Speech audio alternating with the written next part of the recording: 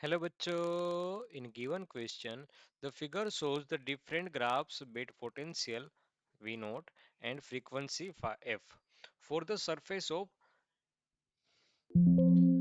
calcium, potassium, sodium Ar plots are parallel. Correct ranking of the to their work function greatest first will be। तो हमें पहचानना है कि किसका work function का ऑर्डर हमें पहचानना है। तो क्या है इसके लिए की कंसेप्ट को अच्छी तरह से समझते हैं। की कॉन्सेप्ट, जो वर्क फंक्शन होता है वो 5, उसके लिए हम इक्वेशन लिखते हैं EV0 is equal to incident ray की एनर्जी माइनस वर्क फंक्शन 5। तो यहां से हम इक्वेशन लिखते हैं EV0 is equal to HF minus work function 5। ठीक है, यहां से E को दूसरी तरफ जाने दो तो V naught is equal to लिखा जाता है H by E into F, minus को हम कर देते हैं प्लस और इसको लिख देते हैं 5/E। ठीक है, तो ये कुछ कुछ इक्वेशन हमें मिल रहा है। y is equal to M X plus C की तरह। हाँ, यहाँ पर माइनस आएगा। ठीक है, यहाँ पर जो माइनस है उसको हमने यहाँ डिनोट कर दिया। ठीक है, तो यहाँ से जो डायग्राम बनेगा वो कुछ इस तरह से बनेगा। Let's draw it.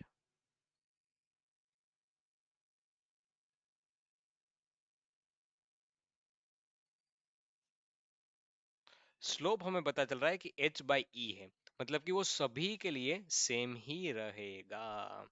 तो ये ग्राफ कुछ इस तरह से मिलता है हमें। हाँ, कुछ इस तरह से ग्राफ मिलता है। ये है स्टॉपिंग पोटेंशियल V0 और ये है फ्रीक्वेंसी f। ठीक है, और स्लोप हमें मिल रहा है, ये स्लोप मिल रहा है सभी केस में सेम, और वो हो रहा है स्लोप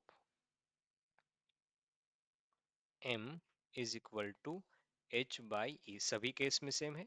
बात आती है c की, इंटरसेक्ट की c की।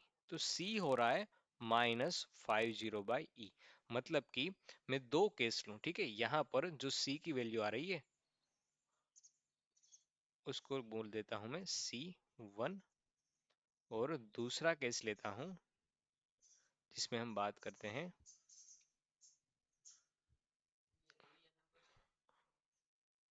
Same to same. कुछ इस तरह से हमें इंटरसेक्ट मिलेगा। हाँ, इसको लंबाते हैं तो ये मिलेगा हमें C2।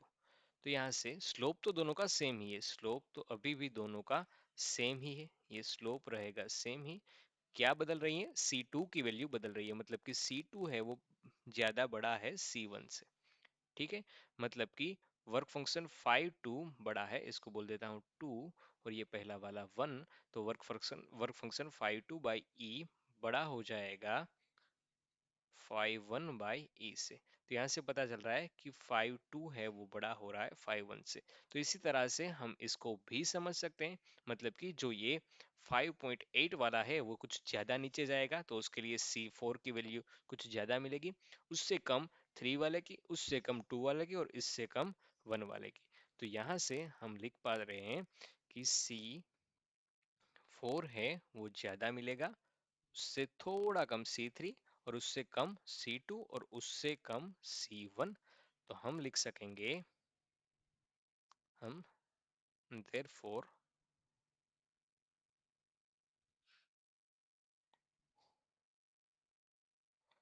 therefore C4 is greater than C3, C2 is greater than C1। तो यहाँ से हम लिख सकेंगे कि जो वर्क फंक्शन मिलेगा 4 का IV is greater than C3 वाले से, और वो वर्क फंक्शन ज्यादा होगा 2 वाले से, और वो वर्क फंक्शन ज्यादा होगा 1 वाले से। तो यहाँ से हमारा सही ऑप्शन हो जाएगा C। C is the right answer for this question. I hope you all guys are understand. Thank you.